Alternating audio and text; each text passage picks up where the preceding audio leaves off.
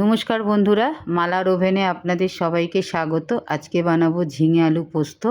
1 kilo ঝিঙে নিয়ে নিয়েছি, 3টে আলু। ঝিঙের পরিমাণটা বেশি নিয়েছি। খোসাগুলোকে ছাড়িয়ে নিয়েছি, জলে ধুয়ে ছোট ছোট করে ঝিঙে আর আলুগুলোকে কেটে নিয়েছি। দেখুন এইভাবেই কেটে নিয়েছি।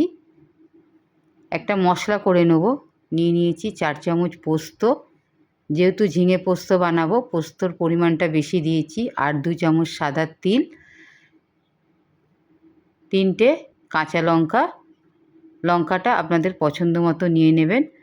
মিক্সিং জারে শুকনো অবস্থায় বেটে নেব।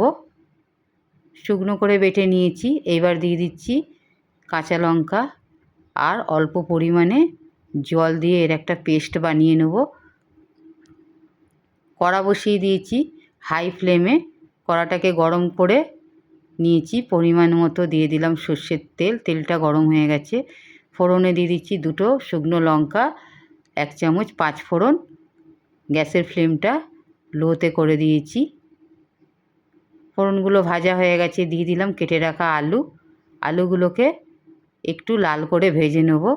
আমরা সবাই ঝিঙে পোস্ত বানাতে জানি, তবে আমি কিভাবে বানাচ্ছি সেটাই আপনাদের সঙ্গে শেয়ার করছি। আলুগুলোকে লাল লাল করে ভেজে নিলাম।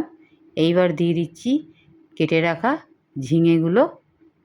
ঝিঙে যেহেতু গলে গেলে একদম কম হয়ে যায়, সেই কারণে ঝিঙের পরিমাণটা বেশি নিয়েছি। আলুর সঙ্গে ঝিঙেটাকে একটু ওপর নিচ করে মিশিয়ে নিলাম। এইবার দিয়ে দিচ্ছি স্বাদ মতো লবণ। আর খুব সামান্য আমি এর মধ্যে গুঁড়ো হলুদের ব্যবহার করব। খুব একটা বেশি গুঁড়ো হলুদ দেব না, খুব সামান্যই হলুদ গুঁড়ো দিয়ে দিলাম। মিশিয়ে নিলাম লবণ আর হলুদ।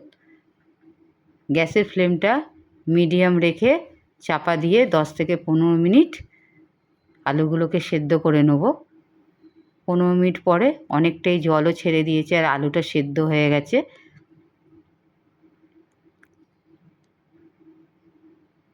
10 মিনিট ফুটিয়ে নিলাম।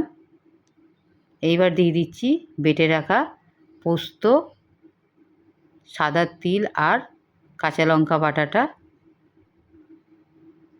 পোস্ত দিয়ে বেশিক্ষণ রান্না করব না, তাহলে পোস্তর যে একটা ভালো গন্ধ আছে সেটা খুব বেশি রান্না করলে সেই গন্ধটা থাকে না। সেই কারণে পোস্তটা অনেকটা দেরিতে দিলাম।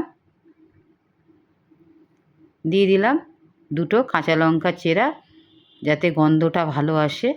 তরকারিটা আমার রেডি। চাপা দিয়ে রেখে দিয়েছিলাম। এবার একটা প্লেটে আমি ঢেলে নিচ্ছি। যদি রেসিপিটা ভালো লাগে একটা কমেন্ট করবেন। নমস্কার।